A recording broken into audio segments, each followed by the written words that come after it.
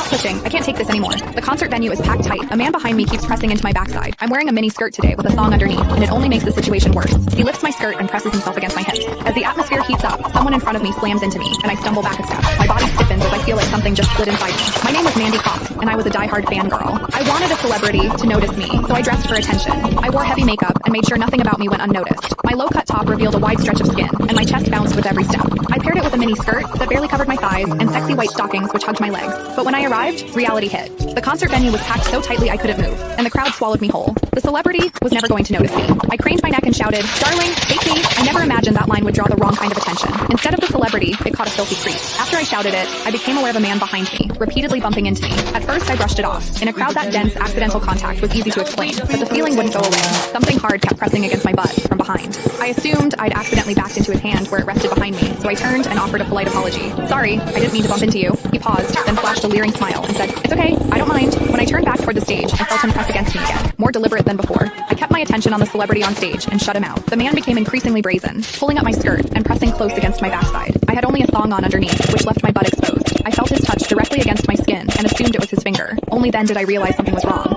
The pressure was warm and solid in a way a finger could never be. My mind lurched as the truth hit me. In the 20 years of my life, this was the first time a man had ever molested me. Fear surged through me, sharp and overwhelming, and my body reacted with an instinct to flee, but there was no way to move. The concert floor was packed wall to wall, leaving me stuck where I stood. I drew myself tight, bracing as if tension alone could keep the fear out. As I did, my hips closed around the man's so-called finger, trapping it between my cheeks. An unfamiliar sensation followed, and warmth rose to my face. What confused me was that I didn't recoil from it. There was a muted comfort to it, and against my will, it sparked a faint sense of expectation. The man behind me seemed to take it as a signal. He moved in closer, repeating the motion until the intrusion was unmistakable. I had lived a sheltered life as a college student, and now I was being toyed with by a stranger while surrounded by people. Shame surged within me without warning. I felt the urge to sob, but my throat closed, and my voice deserted me. Worse still, the pressure forced my thong inward and sent a restless, prickling discomfort through my body that wouldn't fade.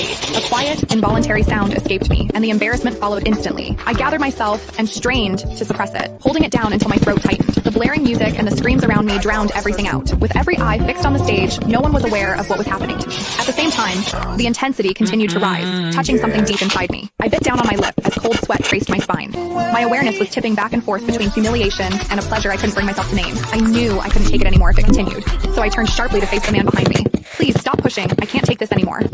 When I finished speaking, the man leaned toward me and whispered in my ear, "Is it exciting, the way I'm pushing against you?" The shame was overwhelming, and I was on the verge of crying. "I'm a virgin. I've never done that kind of thing. Please, let me go." He didn't stop. Instead, his gaze burned deeper as he teased my waist, the pressure growing stronger. "You're really a virgin? Then let me show you what it feels like to be a woman." Click the link in my bio to get the full story for free.